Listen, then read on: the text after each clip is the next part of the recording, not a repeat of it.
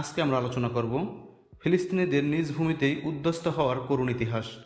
যাদের আশ্রয় দিয়েছিল নিজ মাতৃভূমিতে, সেই ইহুদিরাই আজ মাথা গোঁজার ঠাঁই কেড়ে নিয়ে শরণার্থী বানিয়েছে লাখো মানুষকে। আবার হারানো ভূমি ফিরে পাওয়ার আন্দোলনে নেমে সন্ত্রাসী তকমা পেয়েছে অভাগা ফিলিস্তিনিরা। তবু একটি স্বাধীন রাষ্ট্রের জন্য লড়াই চালিয়ে যাচ্ছে তারা। ইসরায়েল রাষ্ট্রের জন্ম ও ফিলিস্তিনের ইতিহাস জানবো আজ। ওকে, তাহলে আর কথা না বাড়িয়ে চলুন মূল ভিডিওতে যাই। Just hit the subscribe button and let's গো।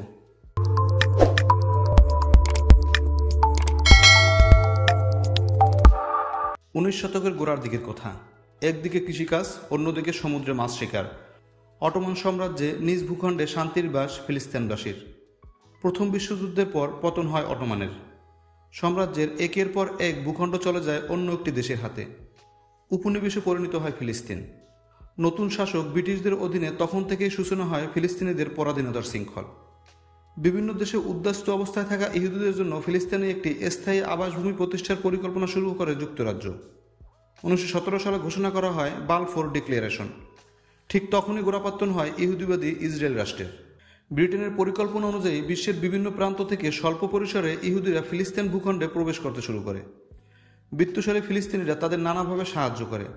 চাষাবাদের জন্য ছেড়ে দেয় কৃষি জমি। অনেক মধ্যবিত্ত ফিলিস্তিনি আবার বিক্রি করে তাদের জমি। ঠিক এর কয়েক বছর পরেই ইহুদিদের বিরুদ্ধে ব্যাপক হত্যাযজ্ঞ শুরু করে হিটলার। জার্মানি সহ পুরো ইউরোপ থেকে দলে দলে পালিয়ে ফিলিস্তিন ভূখণ্ডে পাড়ি জমে লাখো ইহুদি বসবাস করতে শুরু করে ফিলিস্তিন জুড়ে। এরপরে আরও জোরালো হয় একটি ইহুদিবাদী রাষ্ট্র প্রতিষ্ঠার। 1947 সালের ফেব্রুয়ারিতে সদ্য গঠিত জাতিসংঘে ইহুদি রাষ্ট্র প্রতিষ্ঠার প্রস্তাব দেয় যুক্তরাজ্য। প্রস্তাব গ্রহণ করে সংখ্যাগরিষ্ঠ ফিলিস্তিনিদের 43.5% আর সংখ্যায় অল্প থাকা ইহুদিদের 56.5% ভূমি দিয়ে দুই রাষ্ট্র গঠন করে জাতিসংঘ। আর মুসলিম, খ্রিস্টান এবং ইহুদিদের জন্য গুরুত্বপূর্ণ জেরুজালেমকে রাখা হয় আন্তর্জাতিক ভূমি হিসাবে। ইহুদিরা জাতিসংঘের প্রস্তাব মেনে নেয়। 1948 সালের 15 মে স্বাধীন ইসরায়েল রাষ্ট্র ঘোষণা করে ইহুদি নেতারা। নিজ ভূখণ্ড থেকে উদ্বাস্ত হয়ে শরণার্থী শিবিরে আশ্রয় নেয় 7 লাখ ফিলিস্তিনি। ওই দিনটি আল নাকবা নামে পরিচিত পায় বিশ্বব্যাপী।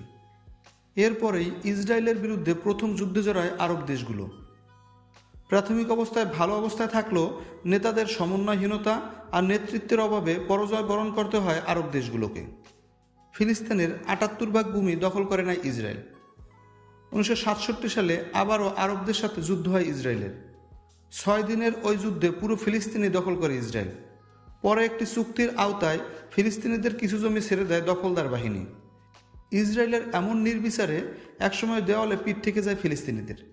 1987 সালে গঠন করা হয় স্বাধীনতাকামী সংগঠন হামাস।